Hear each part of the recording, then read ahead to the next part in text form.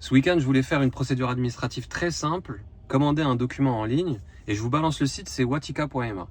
Donc moi, j'ai grandi 20 ans au Maroc, donc quand je vais chercher mon acte de naissance, c'est dans mon pays natal. Et c'est pas pour dire du mal des sites administratifs marocains, parce que certains sont vachement mieux faits que des sites administratifs français. Mais là, quand même, quand le CAPTCHA, c'est le seul truc qui peut rattraper le formulaire, j'avoue, j'ai du mal.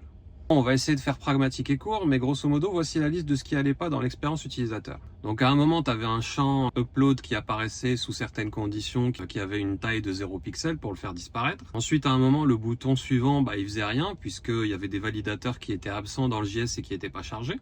Et là, je me suis dit, bon, viens, on va faire un truc, on va sortir l'agent Codex. J'ai utilisé Codex, il me semble. Et donc dessus, j'ai Browseruse qui est installé et qui te permet de contrôler ton navigateur tout en lisant le DOM. Et ben ça m'a sauvé parce que pour le coup, il a pu lire le DOM, remplacer les JS, les désactiver pour que les boutons soient disponibles.